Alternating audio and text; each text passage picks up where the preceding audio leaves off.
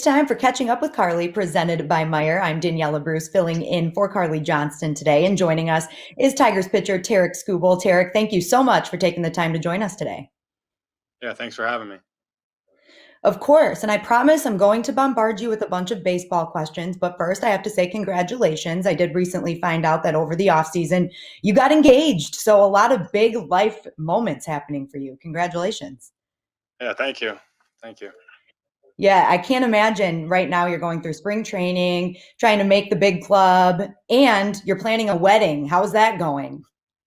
Well, thankfully, I don't have to do much of the planning. That's Um, kind of her job, I yep. guess, her thing. Um, I'm just hopefully I just have to show up and be there, and that's, all the planning I have to do. But she's been pretty good about that, and her family's been helping out a bunch. So it's been pretty easy on my end. Well, that's awesome. Congratulations again. And now we will get into some of those baseball questions. It's been an interesting year, to say the least. Last year at this time, we were about to shut down and didn't really know what baseball was going to be like. You made your major league debut in 2020, and now you're back at spring training again, like I said, trying to solidify your spot in the rotation. What exactly have you learned through this past year? A bunch, a bunch. The competition level up there is awesome. It's really fun to go out there and compete at the highest level and learn from those guys, and then obviously learn from the guys in our own clubhouse. And teammates, doesn't matter if they're just pitchers, catchers, infielders, outfielders, just learn from these guys and what they see. And that's what I love about spring training right now, is when you throw those live VPs, you get really good feedback from your own team. So yeah, I mean, a bunch on how to go out there and compete every fifth day. That's a really interesting point, Tarek. So when you're taking BP, you're pitching to your own hitters. Who has given you some of the best advice? Grossman gave me some good advice, but I think Jacoby Jones has given me the best, feedback. I actually faced him in 2019 spring training for live VP, and then I got him this spring training, or 2020 for spring training, and then this spring training as well. So I would say he's given me the best feedback from a hitter's standpoint of just how my stuff plays and what he sees up there. So Yeah, that's definitely very interesting. And are you able to make quick adjustments when they give you that kind of advice?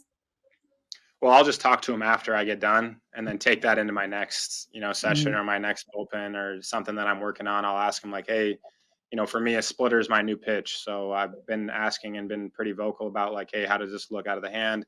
And I've got a lot of positive feedback from those guys that I've faced, and then obviously in bullpens, and then in my last outing, I got some good feedback as well. So um, that's kind of the pitch I've been focusing on, and just getting as many eyes on it as I can to make sure it's doing what I want it to do.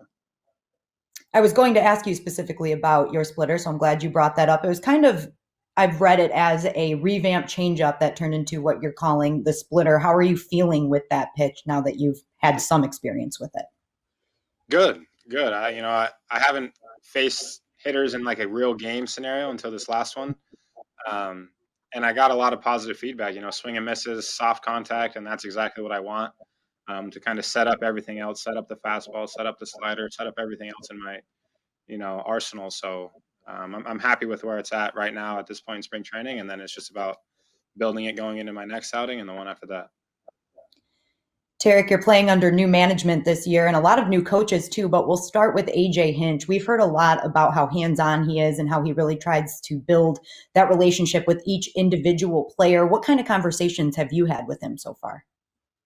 A lot of really good ones, a lot of, positive stuff. I feel like he's positive in every scenario, and he's really trying to get the best out of every player. So, that's what I love about him, and just the quick casual conversations that we have, even about baseball stuff too, when we're doing PFPs, and, his strive to be perfect in those and perfect reps, no bad reps. I think that's something that I'm trying to, adapt into my philosophy of, no bad rep, even in catch play to bullpen sessions, to then carry that onto the games, and treating everything like a game too. So that way you're more comfortable when you're out there and the game doesn't speed up on you. So, but he's been, very positive, and I couldn't ask for anything else. And you've also obviously been working very closely with Chris Fetter, the pitching coach. How would you describe his coaching style? I, you know, I, we're developing that relationship for him to be as hands-on as he wants. Cause I like that, I like him saying every little thing, just cause, I am trying to get better and reach my potential. But I think that's what he also does a great job of too, is maximizing that potential, in every arm. Every relationship is not the same. It's not like a cookie cutter way. You bounce off ideas off of him, and he replies with, whatever he thinks. And I think that's, I really like that relationship that we're building together right now, and getting more and more comfortable with each other. Because I do think that he's got my best interest at heart, and that's what I want to do, is max out my potential as a pitcher as well. Definitely. And obviously, we've talked a lot about this in the past, your friendship with guys like Casey Mize and, of course, Matt Manning, who we are also hoping to see make their way into the Tigers rotation this season. Can you just describe that relationship for us and how it's been able to build over what you guys have been through together? Yeah, those guys are a ton of fun to be around. Me and Casey, we played together in high A a little bit, and then double A towards the end of that year. But it just has been really fun. We lived together in spring training, and that was a ton of fun. But yeah, me and Matt's relationship's also, really fun to be around. I mean, they're different personalities, obviously. But yeah, I love being around those guys, and just talking, messing around, whatever it may be.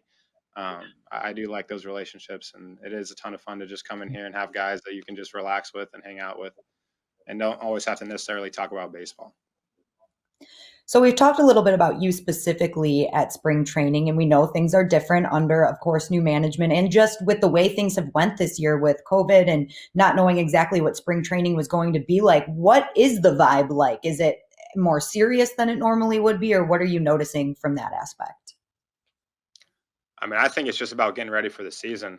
I think everyone is very serious on getting better, and that kind of starts with AJ Hinch's philosophy of how he's been talking to us every morning, and trying to get everything ready for April. You know what I mean? For that first game, in 3 weeks, it's not that long, not that far away. So just getting us ready. I think everyone is pretty serious and dialed in, and really trying to start winning right now. So I think that's awesome. And I know a lot of Tigers fans, including myself and the rest of the staff here on the Word on Woodward, are excited for this Tigers team. It really does feel like you guys are on the upswing of this rebuild process. How do you feel about the entire team as a whole and what we may see on this Tigers roster?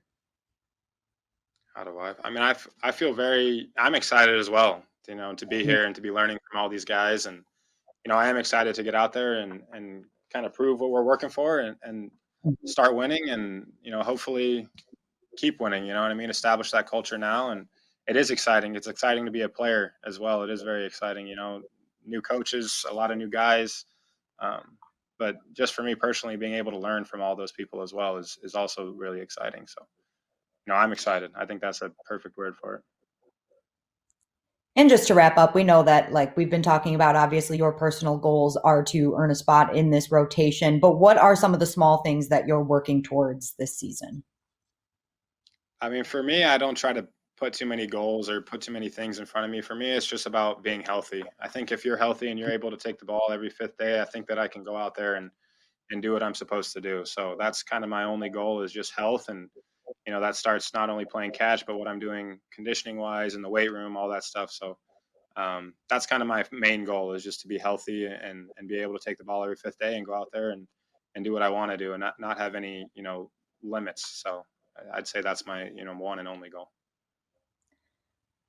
Well, Tarik, thank you so much for taking the time to join us today. We really do appreciate it. And good luck with the rest of spring training. We're all looking forward to opening day. I appreciate it. Thank you. And a big thank you to Meijer for presenting Catching Up with Carley right here on the Word on Woodward. Carley, back to you.